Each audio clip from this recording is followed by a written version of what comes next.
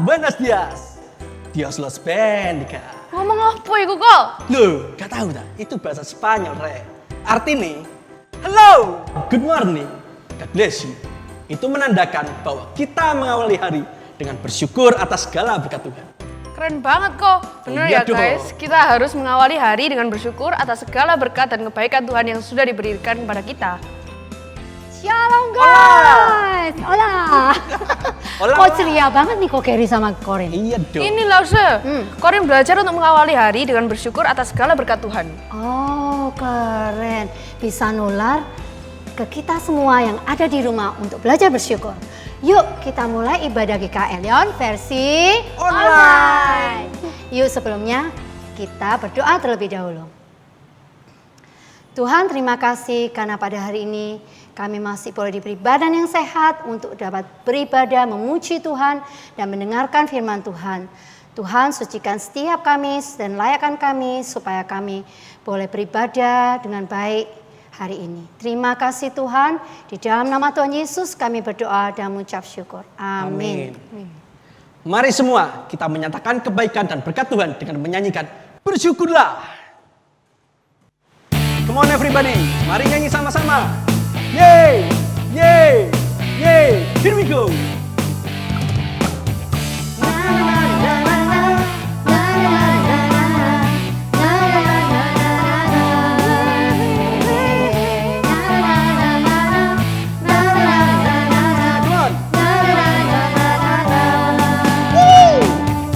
Haleluya ku memujimu Tuhan, karena kasih-Mu tak berkesudahan. Biar yang bernafas memuji Sang Raja, di atas gunung dan di dalam samudra. Tanganku ku angkat padamu, mensyukuri rahmat yang Kau beri. Kakiku melompat bagimu, sebab rahmat-Mu baru setiap pagi. Bersyukurlah kepada Tuhan, sebab Dia baik, sebab Dia baik. Bahwasanya untuk selamanya, kasih setianya, kasih setianya.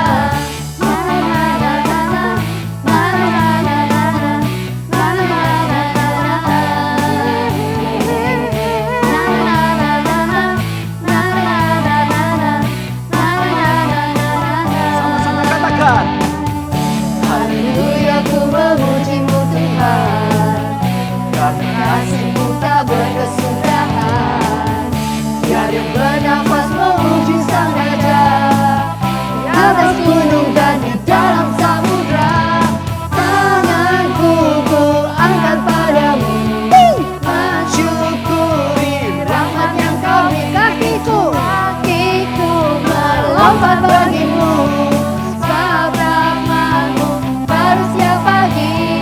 Semuanya bersyukurlah kepada Tuhan, sebab Dia baik, sebab Dia baik. Bahwasanya untuk selamanya, kasih setianya, kasih Sama-sama setianya. katakan. Bersyukurlah Kepada Tuhan, sebab Dia baik, sebab Dia baik. Bahwasanya untuk selamanya, kasih setianya, kasih setianya.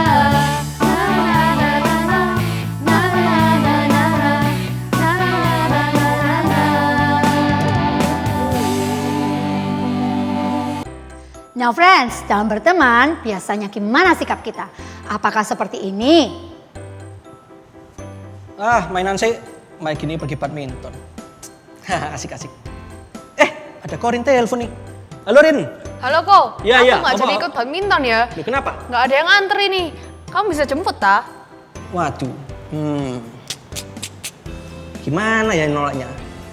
Bisa sih sebetulnya jemput, tapi mainan lebih enak ya sebelum badminton lagi. Rumahnya jauh lagi. Capek. Alasan apa ya nanya sama Corin? Halo kok. Iya, halo Rin. Ya apa ya, sorry, signalku elek tadi, gak denger suaramu. Sorry deh, rasanya aku gak bisa jemput kamu deh. Ya apa ya, soalnya aku mari les langsung ke tempat badminton Erin. Maaf ya. Oh ya sudah kok, Ciao. mungkin next time aja. Oke, goodbye. Mainan lagi. Nah guys, atau sikap kita seperti ini. Wah, sebelum badminton mainan dulu asik nih. Korin telepon nih. Halo Rin. Halo Kenapa? kok, Iya, iya. aku nggak jadi ikut badminton ya. Kenapa?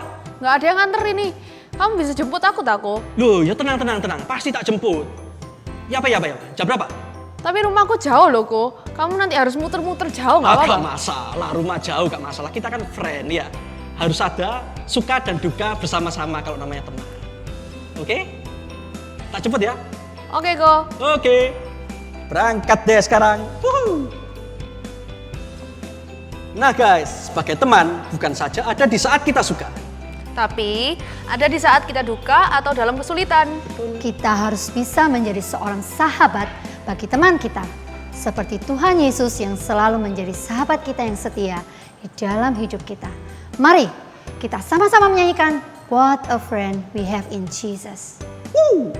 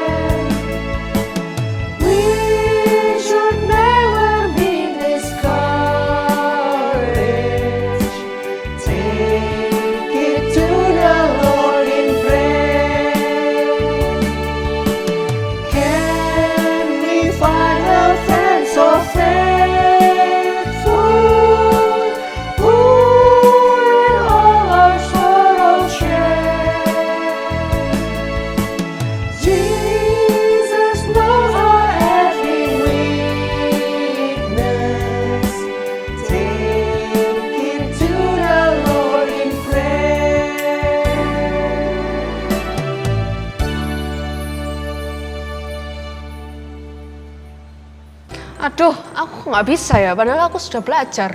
Tapi aku nggak ngerti gimana ya cara ngerjain soal ini. Weh, ada Korin masih di kelas. Ngapain? Kok mukamu kok bete banget sih? Iya kok, ini aku sudah belajar, tapi kok sulit banget ya soal geometri ini. Nggak bisa konsentrasi, belum lagi sama guru dikasih tugas baru hari ini. Aku harus beli bahan buat tugas prakarya besok. Padahal aku mesti menyelesaikan tugas mat ini besok. Gampang Erin, gampang. Geometri itu kalianku. Wis gampang, ini lihat nah, buta begini. Hafal semua aku ini geometri. Tugas prakarya buat besok, tak bantu belikan. Wah, thank you, santai, Ko. oke? Ayo, ciao. Guys, menjadi seorang teman haruslah seperti seorang sahabat. Bukan saja senang menerima dari teman, tapi kita harus belajar untuk memberi dan bekerja bersama-sama. Mengasihi dan berdoa untuk teman kita. Dan teman kita akan melihat kasih Tuhan di dalam diri kita. Yuk, mari kita nyanyikan Better Together. Oh yeah!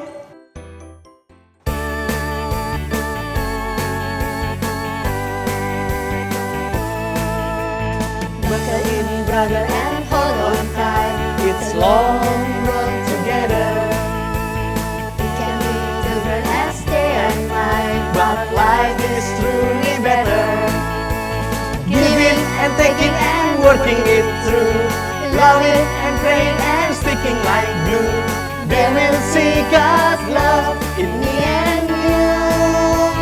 There's one thing I know, we won't make it alone.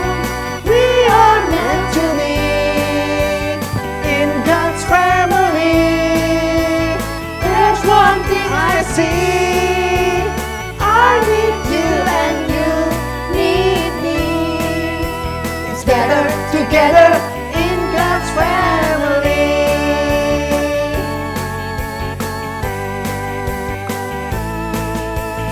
Buckle in, sister, and hold on tight. It's long road together. We can be different as day and night, but life is truly better. Giving and taking and working it through, loving and praying and sticking like glue. They will see God's love in me and you. There's one thing I know, we won't make it alone. We are meant to be in God's family. There's one thing I see, I need you and you need me. It's better together in God's family. Oh yeah, it's better together in God's family.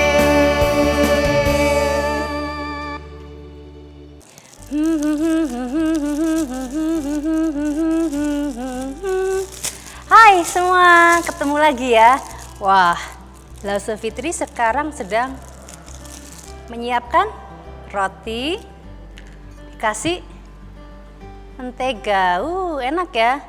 Kalau inget roti, inget mentega, inget lagu dong yang tadi Lause nyanyikan, senandungkan. Roti dan mentega. Roti sih kalau memang dimakan langsung ya masih bisa, tapi kurang lezat.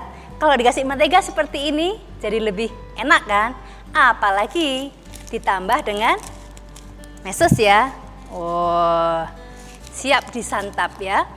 Jadi lagu yang tadi Lause senandungkan, pertemanan atau persahabatan itu seperti roti dan mentega ya. Saling melengkapi, saling membuat enak gitu ya. Nah ini siap dimakan tapi enggak sekarang, kita akan belajar dulu kebenaran firman Tuhan ya. Tema kita hari ini tentang persahabatan. Kita berdoa terlebih dahulu.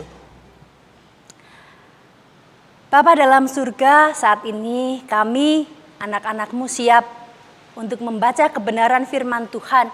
Biarlah Tuhan yang tolong setiap kami untuk boleh memahaminya, bahkan melakukannya dalam kehidupan kami. Sertai setiap kami Tuhan, juga berkati hamba-Mu Lause Fitri yang akan menyampaikan kebenaran-Mu. Hanya di dalam nama Tuhan Yesus kami berdoa dan mengucap syukur. Amin. Nah teman-teman, kita akan baca dari 1 Samuel pasal 18 ayat 1-4 ya.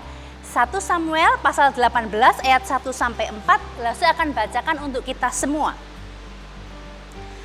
Daud dan Yonatan. Ketika Daud habis berbicara dengan Saul, berpadulah jiwa Yonatan dengan jiwa Daud. Dan Yonatan mengasihi dia seperti jiwanya sendiri. Pada hari itu Saul membawa dia dan tidak membiarkannya pulang ke rumah ayahnya. Yonatan mengikat perjanjian dengan Daud karena ia mengasihi dia seperti dirinya sendiri. Yonatan menanggalkan jubah yang dipakainya dan memberikannya kepada Daud, juga baju perangnya, sampai pedangnya, panahnya, dan ikat pinggangnya. Nah, teman-teman, bacaan yang singkat ini sudah cukup menggambarkan bagaimana persahabatan Yonatan dan Daud ya. Nanti kita akan bahas lebih lanjut. Sekarang Lause mau tanya pada kalian. Kalian punya sahabat enggak? Lause berharap kalian punya sahabat ya. Nah, kalian di sini juga boleh memikirkan lebih dalam lagi, apa sih sebenarnya arti sahabat itu buat kalian? Buatku sahabat itu apa sih? Nah, kita lihat ya pendapatnya beberapa teman kalian juga seperti video berikut. Halo, nama saya Josia. Hari ini saya akan menjawab pertanyaan-pertanyaan. Apakah kamu punya sahabat? Saya punya sahabat. Apa arti sahabat buat kamu? Sahabat itu orang yang dekat juga, yang melindungi sesama dan mengasihi sesama. Terima kasih. Halo, nama saya Vanessa, saya kelas 5 SD. Saya mempunyai satu orang sahabat. Arti sahabat buat saya adalah sahabat adalah teman yang selalu bersama kita dalam suka dan duka. Apa aku mempunyai sahabat? Iya. Apa arti sahabatku buatku? Arti sahabatku buatku adalah supaya sahabatku akan bersama denganku waktu aku lagi ada masalah yang susah. Nah, itu pendapat dari teman-teman kalian. Bersyukur sekali ya punya sahabat. Menyenangkan, bisa dikasihi, kita juga bisa mengasihi, saling mensupport satu dengan yang lain ya. Yang jelas saling menguatkan, saling mendukung. Nah, teman-teman seperti juga Yonatan dan Daud. Di bagian yang tadi barusan kita baca, ini menjelaskan hal yang luar biasa loh. Dikatakan di ayat 1 ya. Jiwa Yonatan dan Daud ini bersatu. Wah, luar biasa. Dikatakan jiwanya itu bersatu. Maksudnya apa sih? Nah, jiwa yang bersatu ini lebih mengarah kepada mempunyai satu pemikiran yang sama. Mempunyai pemikiran yang sejalan, searah gitu ya. Jadi dalam hal ini keduanya sama-sama peka dengan kehendak Tuhan. Sama-sama peka dengan kehendak Allah. Nah, apa sih kehendak Allah? Jadi kayak gini teman-teman. Yonatan tahu pasti bahwa papanya yaitu Saul itu tidak akan menjadi raja untuk selama-lamanya. Bahkan kerajaannya nanti akan berpindah kepada Daud.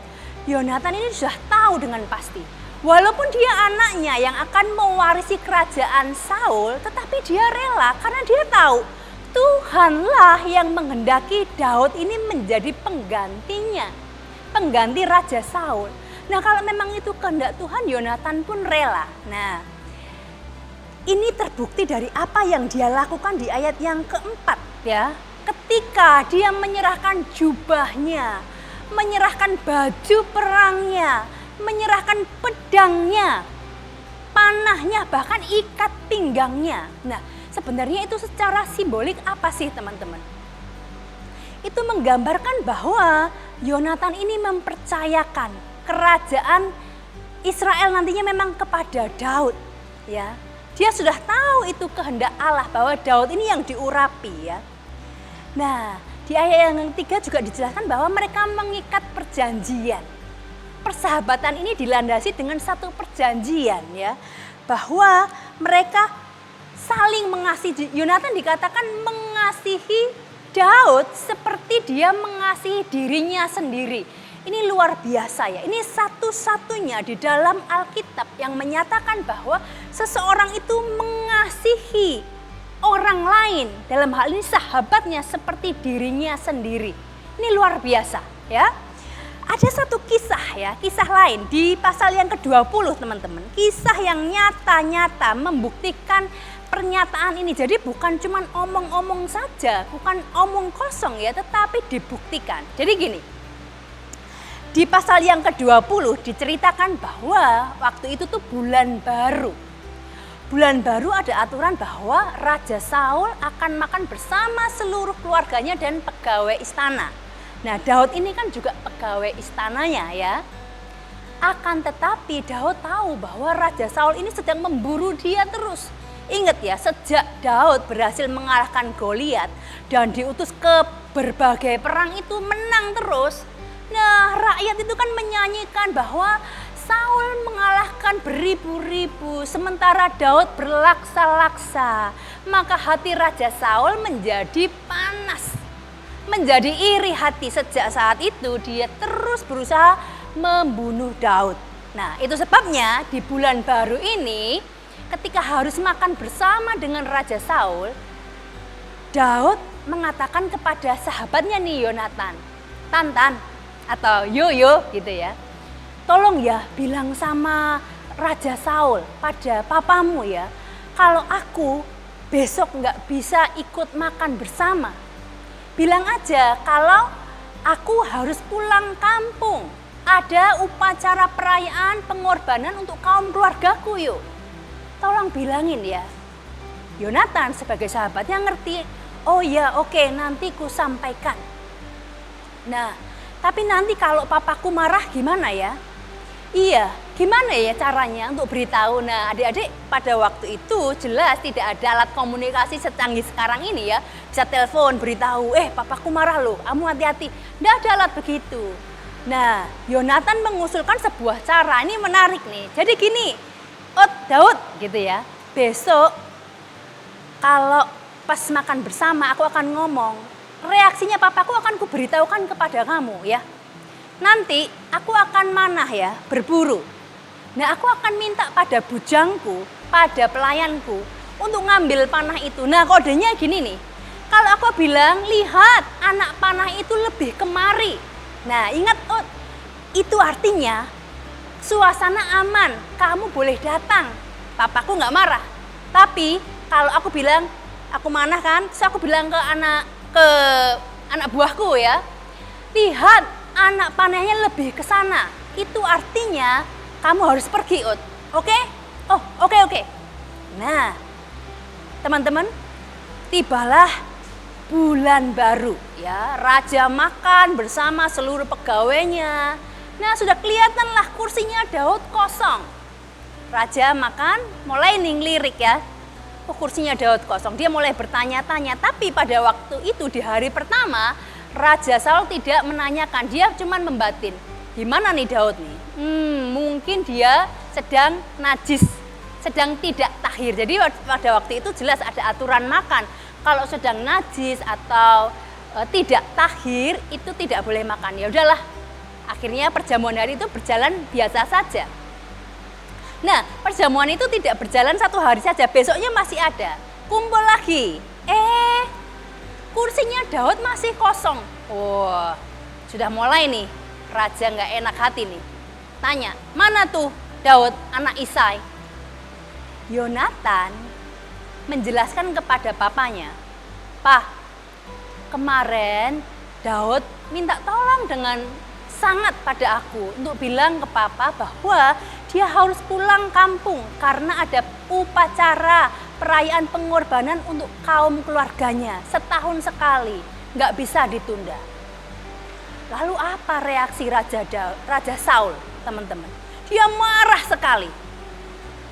Kamu ini ya, kamu malah membela Daud, sahabatmu. Bahkan ya, Raja Saul ini papanya sampai maki-maki Yonatan. Yang ngatain keluar kata-kata kasar. Dibilang, kamu ini anak kurang ajar. Kamu ini anak sundal. Kamu tahu, papa ini memperjuangkan kerajaan ini untuk kamu. Nantinya kamu menjadi raja menggantikan papa. Sekarang kamu malah membela sahabatmu. Daud, wah jelas ini posisi yang tidak enak bagi Yonatan. Lalu Raja Saul memerintahkan, sekarang panggil dia. Dia harus dibawa kemari karena dia harus dihukum mati. Dia harus mati, kata Raja Saul. Mendengar itu Yonatan sangat sedih, ya sedih. Dia katakan, "Pa, apa sih yang dilakukan Daud? Daud ini salah apa?" Raja Saul mendengar pembelaan Yonatan tidak main-main, langsung tidak menjawab apa-apa, langsung melemparkan tombaknya kepada Yonatan. Untung cuman kena tembok istana. Yonatan sedih sekali, dia keluar dari ruangan itu dan pergi seharian itu dia tidak makan, tidak ikut perjamuan. Nah, setelah itu keesokan harinya Yonatan seperti janjinya memanahkan anak panahnya dan memberitahu kepada Daud. Dengan kode, lihat anak-anak panahku lebih ke sana. Nah, artinya apa tadi? Saya beritahu. Artinya bahwa keadaan tidak aman. Raja Saul marah sekali. Itu artinya Daud harus pergi, ya. Harus pergi jauh. Nah, akhirnya setelah mendapat kode itu mereka bertemu, mereka berpisah karena tidak bisa sama-sama lagi. Mereka saling menangis, berpelukan. Nah, di sini coba lihat ya teman-teman bahwa anak laki pun ya, seorang laki-laki juga boleh menangis. Kan kita kali selama ini diajari ya enggak boleh nangis, anak laki itu harus kuat. Nah, Tuhan itu ciptakan air mata ya bagi laki-laki dan perempuan juga untuk nangis enggak apa-apa. Daud dan Yonatan di sini pun mereka berpelukan, mereka saling menangis. Ya udah, kita berpisah dulu tidak apa-apa karena ini untuk yang terbaik. tetapi mereka tetap berteman seperti perjanjian mereka. Yonatan memesankan kepada Daud, nanti kalau kamu sudah menjadi raja, ingat ya, kamu jagain keturunanku, jangan kamu musnahkan. Daud pun berjanji bahwa sebagai sahabatnya dia akan menjaga keluarga keturunan dari Yonatan. Nah, itu terbukti di pasal-pasal berikutnya. Ini perjanjian persahabatan yang begitu indah.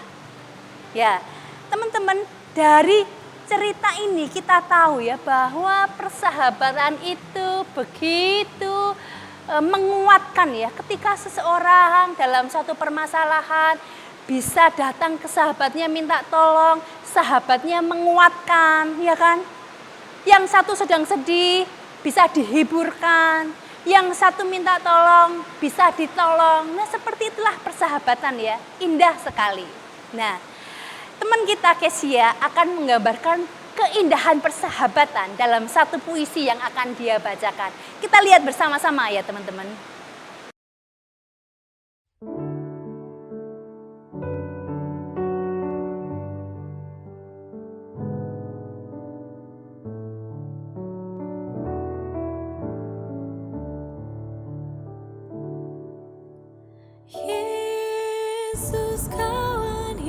Seorang sahabat dapat menyembuhkan luka hati, menarikmu dari nada-nada sedih yang melingkupi,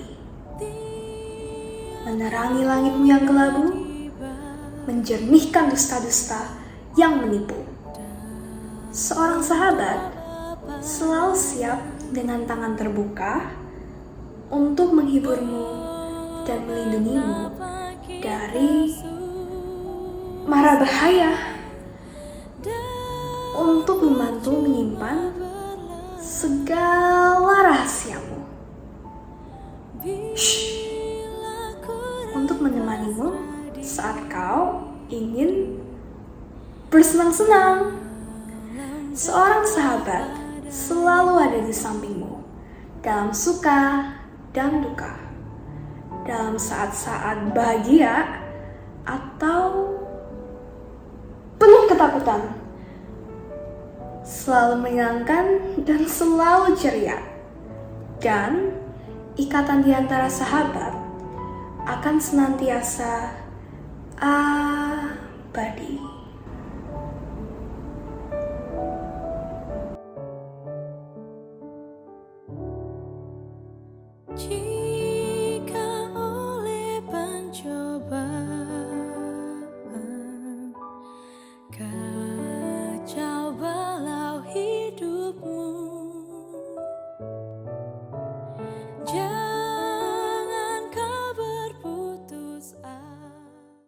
Wah, puisi yang indah sekali ya. Luar biasa, puitis sekali dikatakan menyembuhkan luka hati. Sahabat itu menyembuhkan luka hati ya. Dengan nada-nada yang sedih dia menarikmu, melingkupi, aduh menyegarkan sekali ya teman-teman. Nah, lalu saya berharap kalian mempunyai seseorang yang kalian sebut sebagai sahabat. Demikian juga kalian menjadikan diri kalian sahabat bagi orang lain. Nah, lebih dari itu, tahukah kalian bahwa ada satu sahabat sejati yang selalu berada bersama kalian. Siapa itu? Nah, kalian pasti tahu, Tuhan Yesus. Nah, teman-teman mungkin selama ini kita lebih menganggap ya Tuhan Yesus itu Tuhan, juru selamat kita, sosok yang kita sembah, kita hormati gitu ya, yang kita beribadah kepadanya setiap minggu. Itu betul sekali. Tetapi coba kita lihat satu bagian firman Tuhan ya, di Yohanes pasal yang ke-15, ayat yang ke-13 sampai ayat yang ke-15. Lalu saya akan bacakan ya. Yohanes pasal 15 ayat 13 sampai 15. Tidak ada kasih yang lebih besar daripada kasih seorang yang memberikan nyawanya untuk sahabat-sahabatnya. Kamu adalah sahabatku jikalau kamu berbuat apa yang kuperintahkan kepadamu. Aku tidak menyebut kamu lagi hamba, Sebab hamba tidak tahu apa yang diperbuat oleh tuannya. Tetapi aku menyebut kamu sahabat, karena aku telah memberitahukan kepada kamu segala sesuatu yang telah kudengar dari Bapakku. Teman-teman, ini adalah suatu pernyataan yang begitu besar. Nah, deklarasi ini, pernyataan ini juga bukan omong kosong belaka. Dikatakan tidak ada kasih yang lebih besar daripada kasih seseorang yang memberikan nyawanya untuk sahabat-sahabatnya. Jelas Tuhan Yesus sudah memberikan nyawanya untukmu dan untukku, untuk kita semua. Itu terbukti. Kenapa? Ya karena Dia begitu mengasihi kita. Ketika kita harus menghadapi hukuman maut ya, karena setiap dosa kita, kecil maupun besar semuanya bermuara ke tempat yang sama, kita tahu itu. Nah, sebagai sahabat yang begitu mengasihi kita, ya seperti Yonatan tadi, begitu tahu Daud itu di dalam bahaya, dia itu mau pasang badan ya, mau menggantikan, dalam artian kena marah papanya, bahkan mau ditombak papanya. Itu hal yang besar sekali, itu terbukti seperti perkataannya dia, bahwa dia mengasihi Daud seperti dirinya sendiri. Nah, Tuhan Yesus pun sudah membuktikannya, bahwa Dia menyerahkan nyawanya untuk kita semua. Indah bukan? Dia sahabat kita. Dan di ayat yang ke-14 dikatakan gini, kamu adalah sahabatku jikalau kamu melakukan perintahku. Nah, kita pun juga bisa memposisikan diri sebaliknya sebagai sahabat Tuhan. Tapi dengan satu catatan ya, jika kamu melakukan atau berbuat apa yang kuperintahkan kepadamu. Nah, sampai di sini kita mungkin akan berkata, aduh sahabat kok merintah-merintah ya.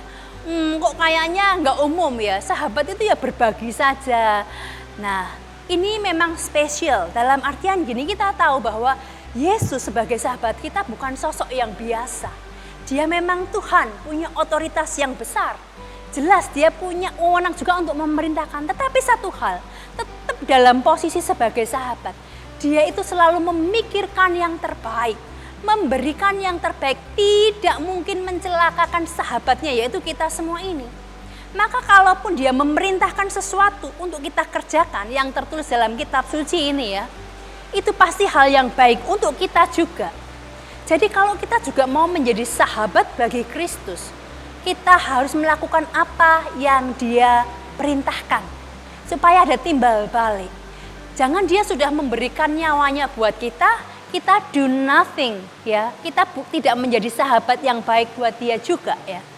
Nah, terakhir di ayat yang ke-15 dikatakan bahwa Tuhan Yesus tidak menyebut kita lagi hamba, tetapi Dia menyebut kita sahabat. Jadi kan pergerakannya gini teman-teman. Dulu ketika kita masih hidup di dalam dosa, belum mengenal Tuhan Yesus ya, kita di dalam kehidupan dosa, kita jadi budak dosa. Ketika kita ditebus, kita menjadi hamba Allah. Tetapi bukan hanya itu, kita diangkat nih. Jadi dari hamba jadi sahabatnya. Karena apa? Dikatakan sahabat, ada alasannya tertulis. Dia memberitahukan segala sesuatu yang akan dia perbuat. Nah, kalau sahabat itu kan seringkali berbagi. Apapun yang akan diperbuat, diberitahukan. Jelas di Alkitab. Demikian juga dengan kita teman-teman. Jadi kita juga bisa menyampaikan segala sesuatu kepada Tuhan dalam segala hal yang kalian gumulkan, yang kalian rasakan. Jadi kalau berdoa itu sebenarnya jangan sampai cuman kayak basa-basi. Seringkali ya, Lause perhatikan ya. Bahkan ya, Lause sendiri kadang juga kalau lupa melakukan hal itu, doa itu seperti sesuatu hal yang cepat keluar begitu saja dari mulut kita. Bahkan kadang-kadang kita tidak sadar apa yang kita ucapkan. Buktinya nih ya, kita lagi makan, kita ngomong, Tuhan Yesus terima kasih untuk makanan ini, lalalala. Terus kita ngobrol, terus kita mau makan lagi, tadi sudah doa belum ya? Nah itu saking refleksnya. Nah, di sini kita juga diingatkan ya, kalau kita doa itu lebih sesuatu hal untuk kita berkomunikasi dengan sahabat kita. Kita bisa mengungkapkan segala sesuatu karena Dia pasti akan mengerti kita, memahami kita apapun yang jadi pergumulan kita, yang jadi pemikiran kita. Selamat menjadi sahabat-sahabat Kristus dan jadikan Kristus sahabatmu. Selamat juga bersahabat dengan rekan-rekan yang lain, dengan teman-teman yang lain sebagai teman seperjalanan di dalam hidup ini. Mari kita berdoa. Bapa dalam surga, terima kasih satu firman-Mu sudah boleh mengingatkan kepada setiap kami. Betapa indahnya mempunyai seorang sahabat, baik di dunia ini Tuhan, dengan teman-teman kami, dengan sahabat-sahabat kami, orang-orang yang kami kasih dan yang mengasihi kami. Kami juga mengucap syukur Tuhan untuk sahabat sejati dalam diri Kristus yang boleh mengasihi dan menerima kami, bahkan berkorban memberikan yang terbaik untuk kami. Tolong kami Tuhan untuk selalu menjadi sahabat-sahabat Kristus yang juga boleh melakukan apa yang diperintahkan olehnya untuk kami perbuat dalam hidup ini. Terima kasih Tuhan. Hanya di dalam nama Tuhan Yesus kami berdoa. Amin. Nah, ayat hafalan kita kali ini terambil dari Yohanes 15 ayat 13. Semoga ayat ini mengingatkan kita semua ya, bahwa tidak ada kasih yang lebih besar daripada kasih seorang sahabat yang memberikan nyawanya untuk sahabat-sahabatnya. Sekali lagi ya, Yohanes 15 ayat 13. Tidak ada kasih yang lebih besar daripada kasih seorang sahabat yang memberikan nyawanya untuk sahabat-sahabatnya. Ternyata kita bisa menjadi sahabat bagi teman kita, seperti Tuhan yang sudah menjadi sahabat kita yang terbaik. Kasih Tuhan yang terbesar sebagai seorang yang memberikan nyawanya untuk kita. Yuk, sebagai tekad kita untuk selalu menjadikan Yesus sahabat dan Tuhan kita nyanyikan Yesus sahabatku.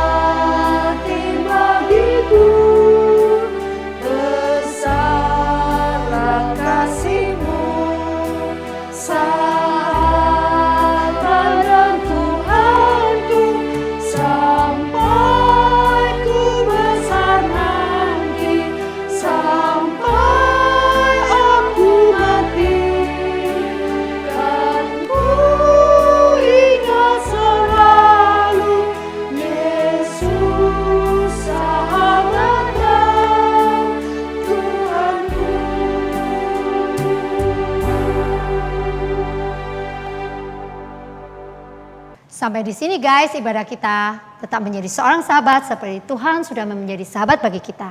Jangan lupa memberikan persembahan ya melalui celengan yang sudah diberi atau titip papa mama kalian transfer. Ketemu lagi di ibadah sekolah minggu GKA Elion versi online. Jangan lupa like, subscribe, and share. Bye-bye. Oh yeah.